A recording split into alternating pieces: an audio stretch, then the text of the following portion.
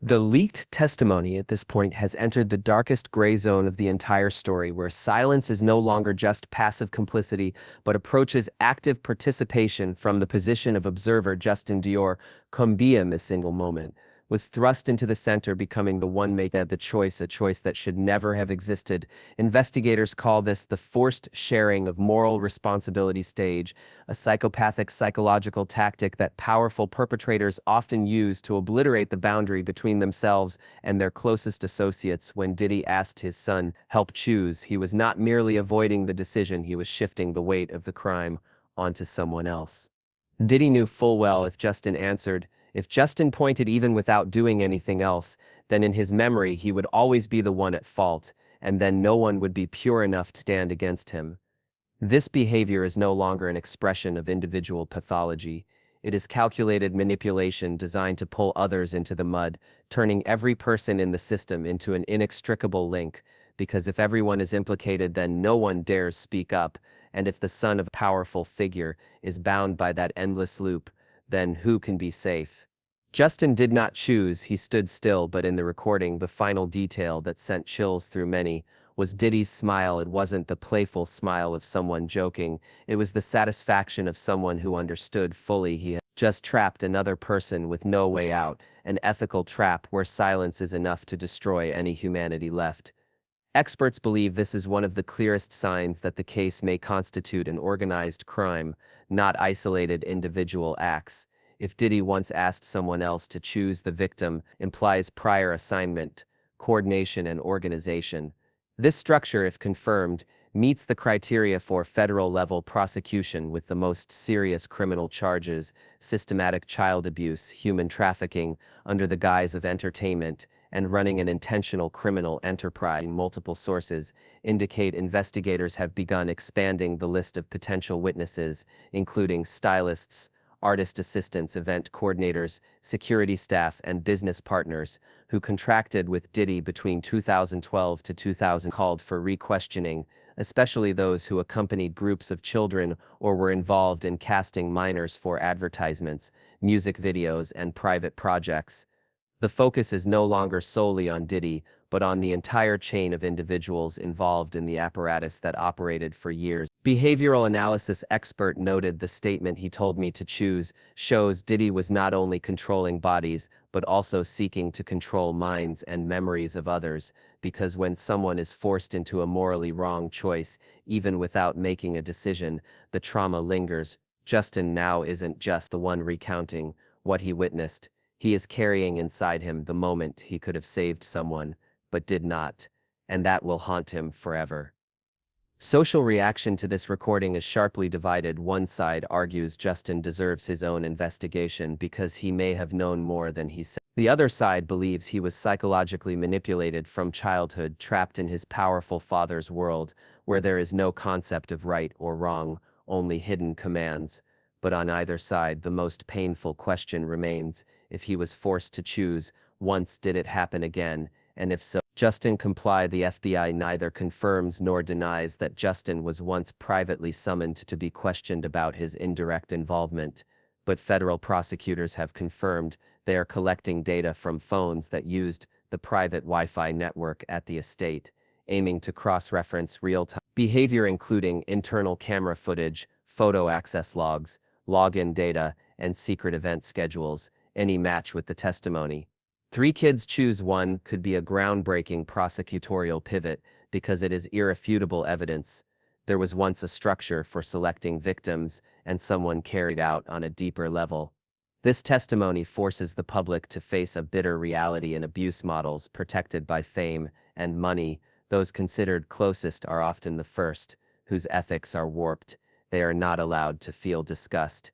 They are not allowed to refuse. They are only allowed to stand still and live with that memory as part of the glamorous life they had to trade for those who have been victims or family members of victims.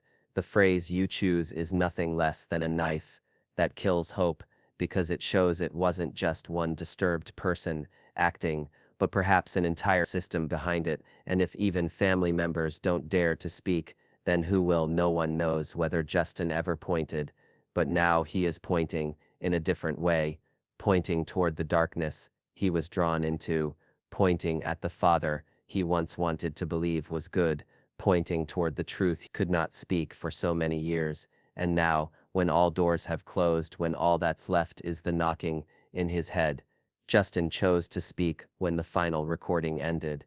When Justin's voice fell silent once more after his last words from the cell, no one knew whether he would ever find peace after revealing everything he just had. But one thing is certain: silence can no longer shield crimes. The wall of fame, wealth, and power that Diddy built around himself over more than 2 decades is now beginning to crack from the inside, not due to media pressure, not due to justice from the outside, because of his own son.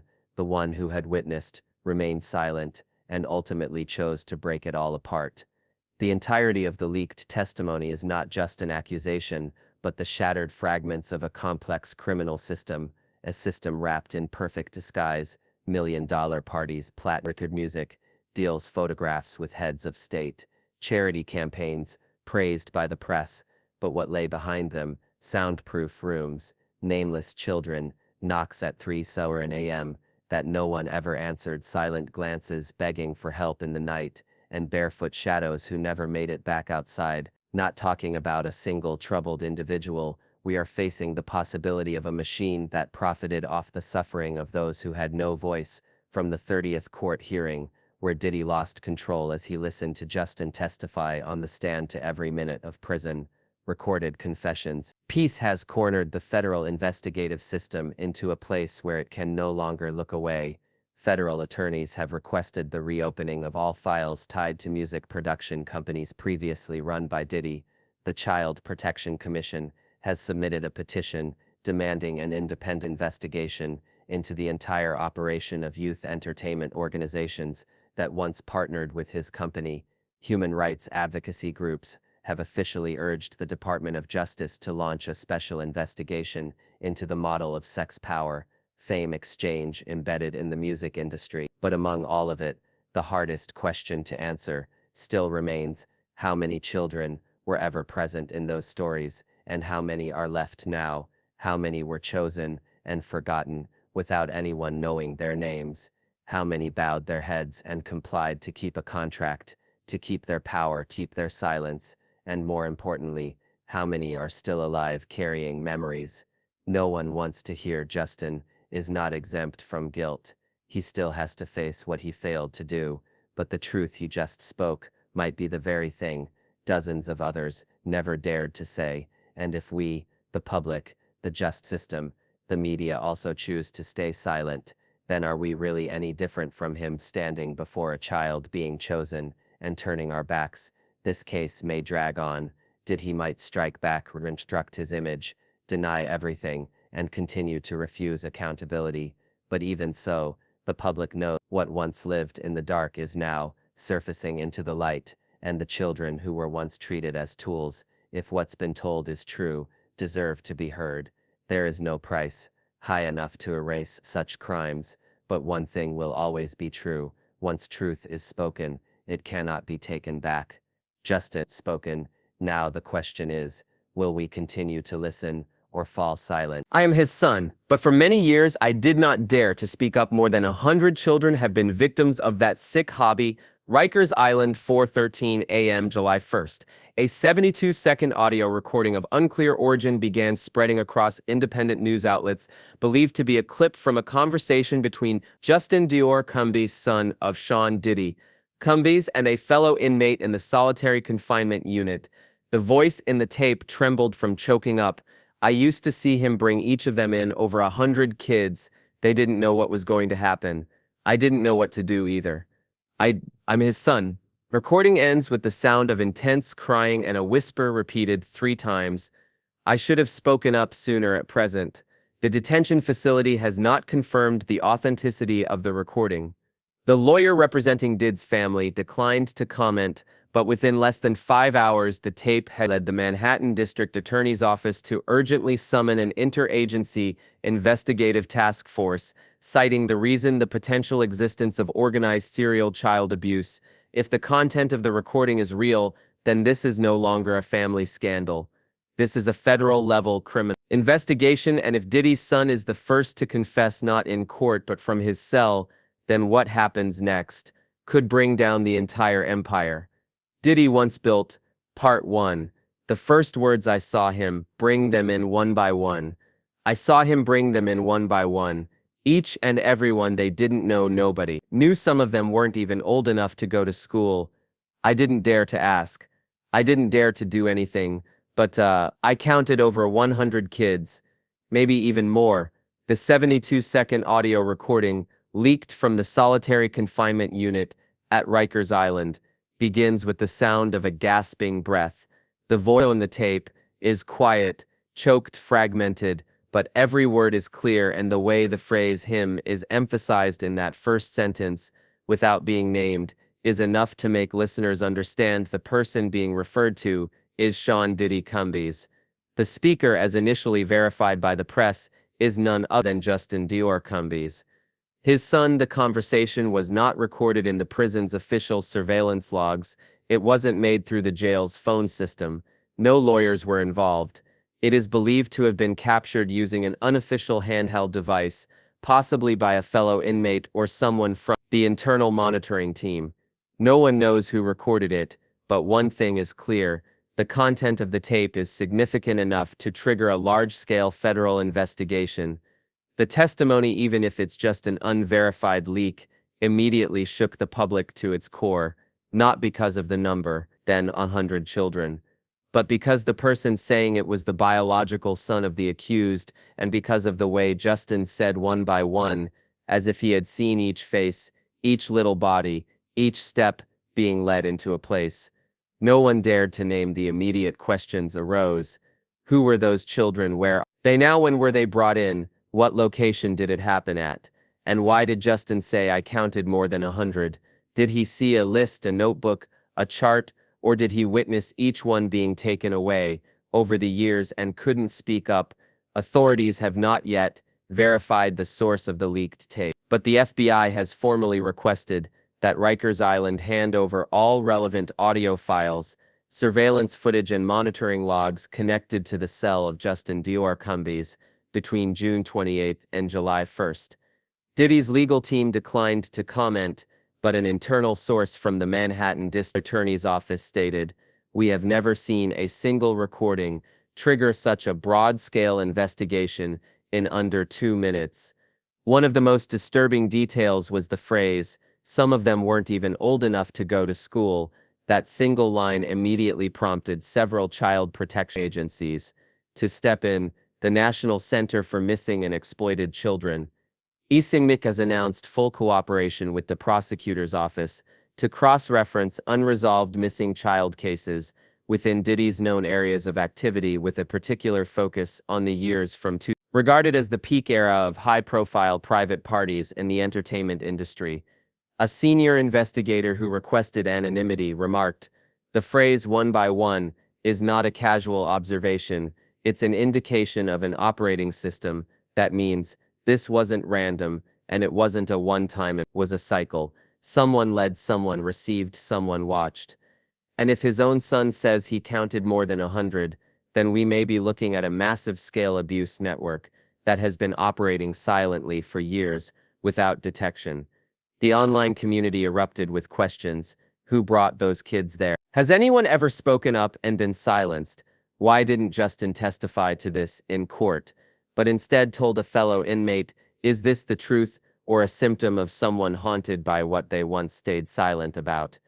Mainstream media outlets began returning to the story with caution. CNN, NBC, and AP reported using the term unverified leak, but independent investigative organizations didn't hesitate. Within 24 hours, 3 NOSs released preliminary reports outlining areas of concern related to the recruitment of minors at events sponsored by companies linked to Diddy, including advertising campaigns, music events, model castings, and so-called arts orientation summer camps. A former security staff member at one of Diddy's estates anonymously stated, "We had guest lists, but there were a few separate files only handed from person to person. No emails, no prints, only word of mouth." The kids were brought in through the side entrance. No one dared to ask this testimony, if aligned with Justin's statements, could be the first bone fragment in a skeleton, long buried beneath layers of entertainment, luxury and fame. Justin has not confirmed whether the tape is his legal representatives so far declined all press inquiries, but an independent audio expert hired by the Intercept analyzed the recording and concluded the voice in the tape has a 91% match with Justin Dior Combs' vocal samples from public interviews conducted within the past 5 years. The final question raised in the opening section is no longer, is this true, but rather if this is a tearful confession from a biological son locked away with nothing left to lose, is it more trustworthy than the polished defenses from the PR team outside? And if more than 100 children were once led one by one into rooms without cameras, then who can still say they didn't know? Part 2. There were children not even old enough for school. I didn't think they understood what was happening. There were children still holding balloons. There were children carrying cartoon backpacks. There were children crying because they missed their mothers. There were children who didn't even know how to write their own names. Yet he still let them walk through that door once they went in. There was no turning back. The leaked audio clip, after being trimmed by independent media outlets, makes one thing very clear. The children Justin referred to were not merely minors or under 18, as vaguely described in legal filings. According to him, there were children who did not know how to write their names, who had not yet started school, who did not understand what the world was, and what left the audience stunned was not the number over image of a child with a cartoon backpack holding a balloon being led away in silence. The prosecution has not publicly disclosed the identities of any potential victims, but immediately after the audio surfaced, child protection agencies began to act. The National Center for Legal Protection Children (NCP) reopened 12 unsolved missing children cases in the Los Angeles area from 2010 to 2018, a period believed to coincide with secret casting sessions at Diddy's private residence. Under the names of subsidiary companies, one such case mentioned was that of 7-year-old Kayla J., who disappeared in 2012, after her mother reported that the girl had been selected to participate in a children's talent training program at a villa in Hidden Hills. The file states, escorted by unidentified transportation, private hire, no license plate number, and after 48 hours, no one could reach the organizers. Phone was disconnected. There was no company address. The police found no leads. The case went unsolved and was classified as undetermined disappearance, and now independent investigators report that the final address on the file, anonymized at the time, matches a property once leased through a representative. Diddy. What is terrifying is not only the detailed children not yet old enough for school, but the way the system operated, leaving no trace. A human rights lawyer described when children are taken by bare hands, with no contract, no identity verification, no parent accompanying them, then they leave no record in the legal system, meaning if harmed, they did not exist, and if this happened multiple times, then it is not a loophole, it is a deliberate method. The immediate questions raised are who was behind the selection of children, what training programs were used as covers, benefited from leading illiterate children through the door of no return, and why did Justin, who witnessed it, say, "I didn't think they understood what was happening," instead of doing anything? Some argue that Justin may have been a manipulated victim, or perhaps someone pushed into things too soon without knowing right from wrong, but his line, "once they went in, there was no turning back," shows clear awareness, and that is what shattered public trust in the entire system, from lawyers to nannies, from logistics staff to drivers, people who knew yet no one spoke up. The FBI has confirmed that they are collecting lists of all events involving children organized by companies associated with Diddy, including photo-its, auditions, talent contests, private festivals, and artistic creativity camps promoted via internal entertainment industry flyers.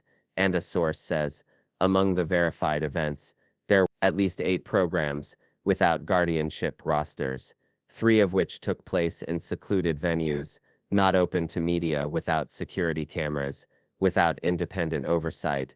Justin didn't specify where those children came from, but the phrase "they didn't understand," some were crying because they missed their mothers, suggests that many children were not coerced through violence, but through promises, deception, or enticement from people they trusted that enraged the public, not only because of the crime, but because of the organized, scripted system, protected nature of it. Some parents began speaking out. One anonymous mother said she once received an invitation for her 5-year-old daughter to participate in a portfolio photo shoot as a child artist from a broker using the guise of art, logistical support from a record label, once linked to Diddy. She refused, but kept the email, which is now being forwarded to the investigative team. From a 72-second audio clip, the case has opened into federal investigative directions, and legal questions arise. How were those children taken, without leaving any records? Who created the no guardianship, no paperwork system? Why did the entertainment industry, hundreds of backstage workers, never speak up? And if Justin is telling the truth that he still let them walk through the door, then where is that door? And is it still open? The nature of this crime does not lie in a single act, but in how it was repeated over and over again, without leaving a trace. If those children were not old enough to write their names, then who will write the truth for them? Part 3. I didn't dare to ask. I didn't dare to do anything. I didn't dare to ask. I didn't dare to do anything. There was once I almost opened my mouth, but he looked at me just one glance.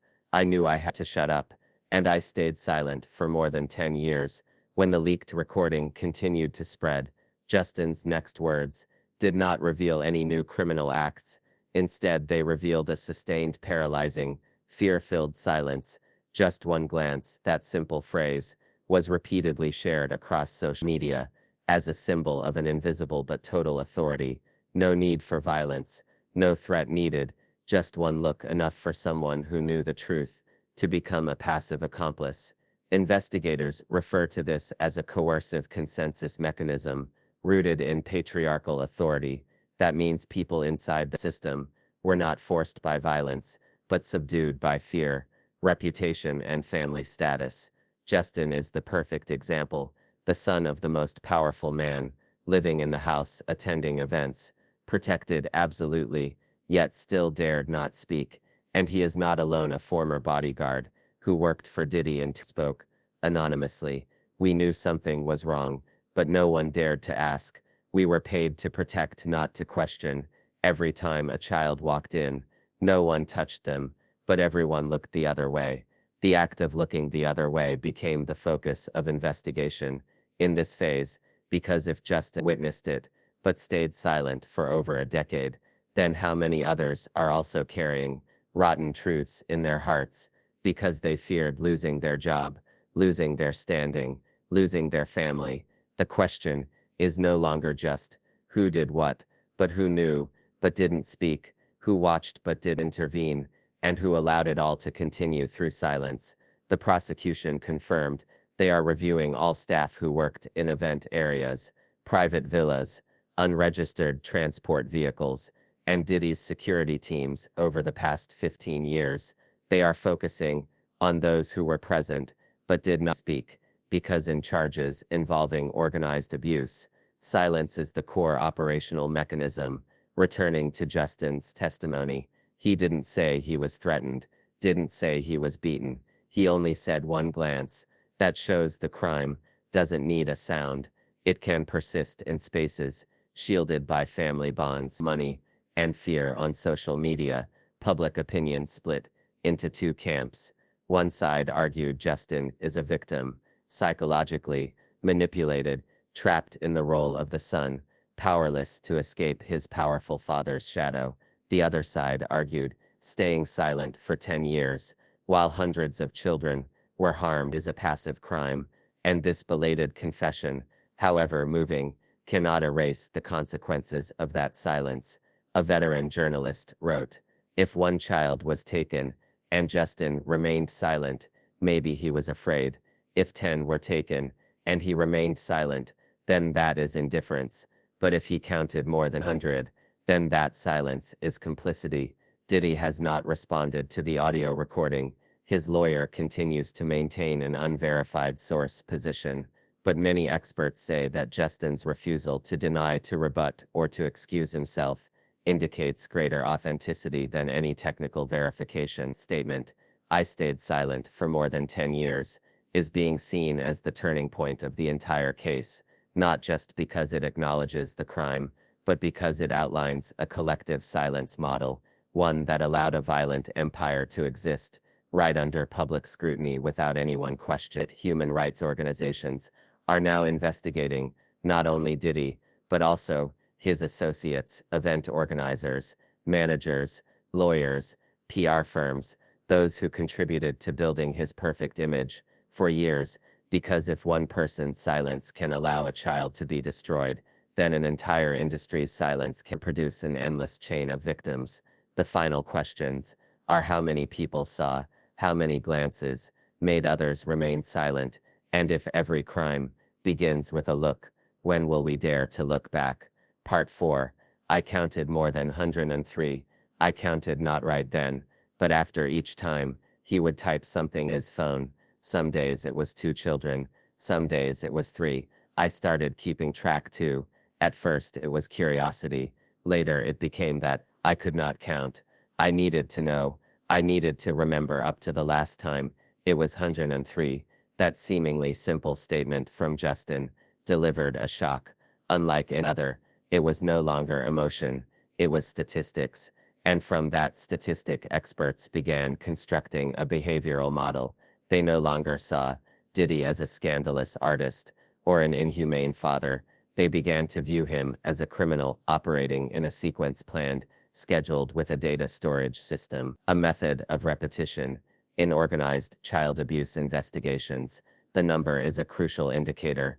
Lone offenders often cannot recall the exact numbers. Those with pathological repetition will deny everything, but those who count or force others to count are the ones who build a chain of behavior in a stable pattern. And Justin, by admitting he recorded 2, accidentally confirmed there was a schedule, a system, and a recurring pattern. This information led investigators to expand their inquiry. They didn't just seek witnesses, they turned to digital data, iCloud history, Google Calendar entries, Diddy team schedules, villa booking records, flight tickets, security camera footage around the areas. Because if Justin was right, that after every incident, there was a record made, then that storage system, even if deleted, would leave technical shadows. An internal source from the FBI's forensics team said they are restoring backups from devices that were once synced with Diddy's personal iCloud from 2013 to 2019 using high-end forensic tools. The goal is to find a timeline, locations, numbers, aliases, event schedules, guest lists. According to Justin's description, the youth session often took place during private entertainment events, backstage parties, or unplanned nights, meaning they could very well align with nights that left logistic traces.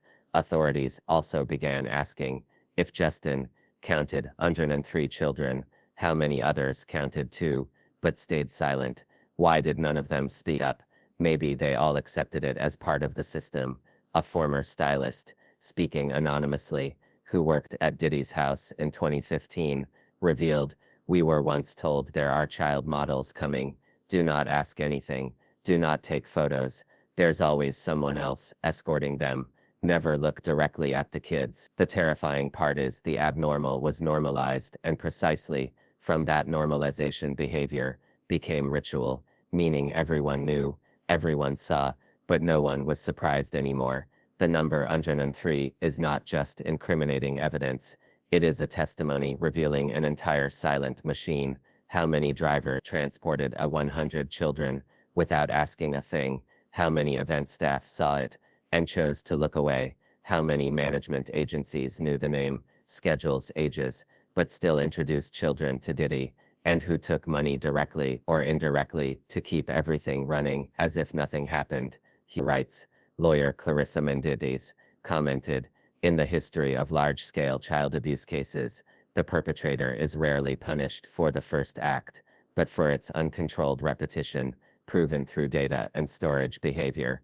If Diddy had a memory system, even if automated, then he cannot claim he didn't know, didn't remember, didn't intend to.